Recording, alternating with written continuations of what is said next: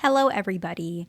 I'm a practicing therapist and I'm also a doctoral student of psychology. Today, we are going to go over the possible signs that you may be somebody who has autism. And I think this is very important, but I want to first claim that I am not diagnosing anybody with this video, okay? I'm a therapist, but I'm also a PhD student in psychology, okay? I'm just sharing information. I am not finished with my doctorate. And doctoral holders, so individuals who have completed their degrees, those are the individuals who can diagnose autism. People who have master's level in my state cannot, and I don't have my PhD yet. However, obviously a lot of PhD programs, because it's so focused on that, this is very common that most of what psychology PhD is about psychometrics, and that is how to diagnose autism. A lot of that is, right?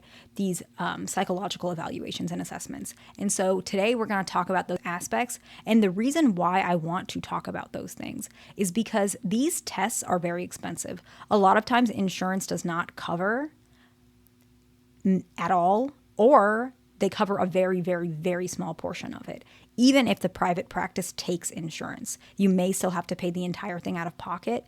And I'm speaking from private practice because that's where I work. Like, I work in the private practice field. These tests are like a couple grand minimum, right? They're very expensive, a couple thousand. I don't know how much it is in hospitals. You guys might want to check that because hospitals are able to do this as well, the behavioral health division.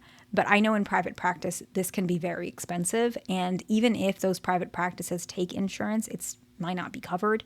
And so that's why I think it's very important to understand what may show up on the psychometrics so that you're more aware, so you don't waste your money, right? If you really feel like this is something that you may be struggling with, you deserve to get that relief and deserve to get that medical documentation. However, it's expensive. And so I want to give you guys some information so that you guys know the best steps moving forward. And the very first one is executive function challenges. So this is issues with planning, issues with organizing, or issues with shifting attention. You may have very specific areas where your attention is very divided, and also areas where your attention is very undivided. You may notice that. And you may have issues with planning. You may have issues with organization. You may have issues and struggling with change, right? Issue not in a bad way, just in a quick medical way, right? This is not a bad thing.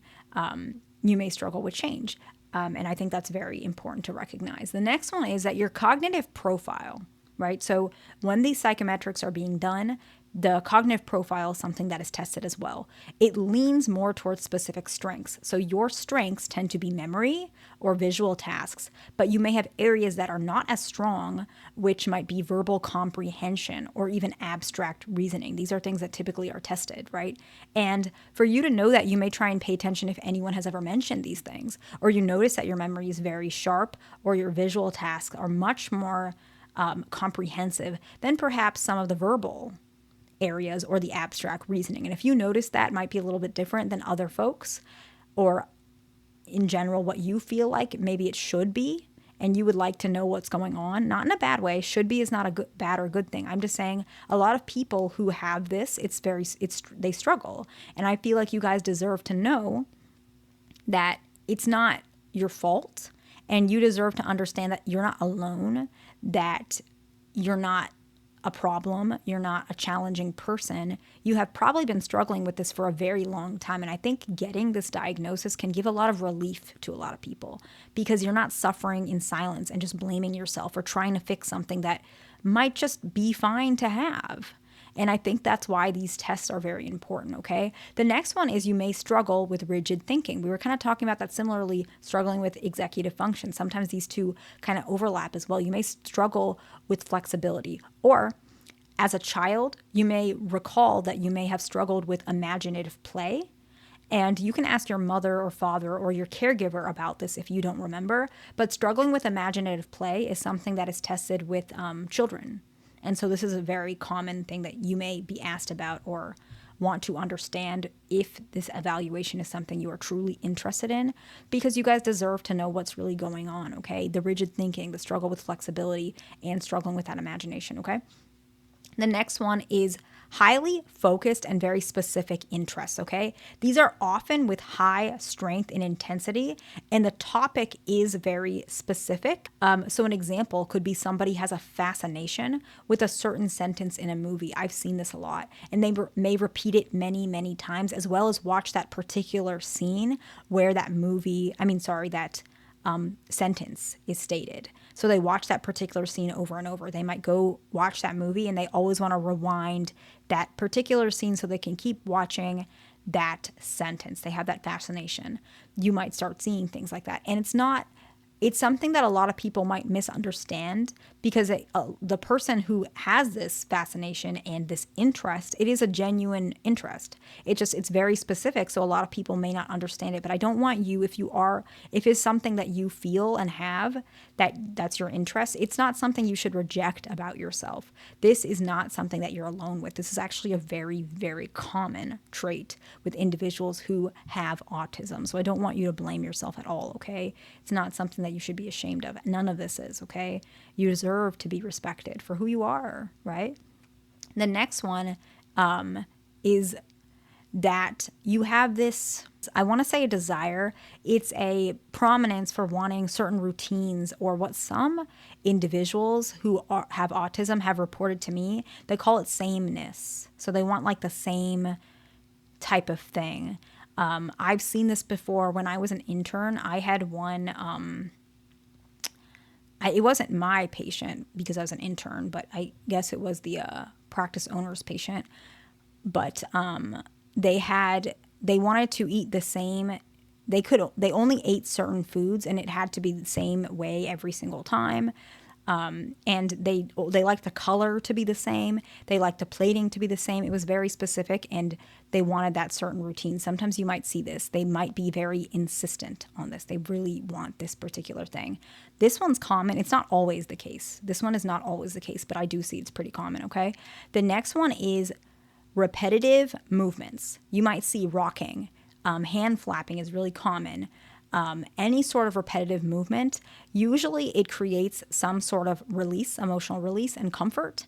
And this is very, very common, okay? The next one is a parent or caregiver may report that there's delay or atypical language development, okay? The delay is common, but also atypical language development. So it really depends. So atypical could mean that it was a delay, but it could also mean there's certain areas that were more developed than others. Maybe the language development took a lot longer, but there were some areas where the individual was very quick to pick up certain things, right? So like maybe repetition was very easy, but perhaps forming more complex sentences may have been more challenging. And so the parent or caregiver will be more able to report that if you don't remember, but you can always ask. But if you can recall, that's fine. You can report it as well. It's just typically we look at that from both perspectives, but it really depends. It really depends on the person who's giving that evaluation. And the very last one is you'll tend to see, this is very common with individuals who are undiagnosed or are going to be diagnosed, people with autism. They have low scores of adaptive functioning. This will be social skills, anything that falls under self-care. It may be hygiene. It may be driving. Driving is a good one. I see that a lot. It may be showing up for certain work tasks. And if this is something you struggle with, a lot of people may blame themselves. They may say that they're lazy or there's something wrong with them. And I find that to be very discouraging for you guys because that's not fair. This is something, when you have undiagnosed autism, this is something that you can't necessarily control. To some extent you can, but you should never blame yourself for it. It's not healthy for you. But I do want you to recognize that there's nothing wrong with you. You are just different than maybe another person, but that other person is different than you. It doesn't make you a bad person or a wrong person.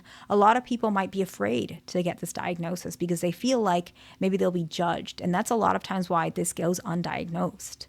But it's not fair because getting that diagnosis allows you to be living more comfortable because now you know what's going on with you. You can have that shame lifted. And I think you deserve that. So that's actually why I made this video. And I hope that any language I said was delicate. I know that sometimes I can be a little bit blunt, and I try not to be, but I never have any intention on hurting anybody's feelings or saying anything in a negative way, okay? Often I use words that are clinical, but some people may still find that offensive, so I apologize if it came across that way. I hope that my message still made sense, okay? Please like, subscribe, and I'll see you in the next one.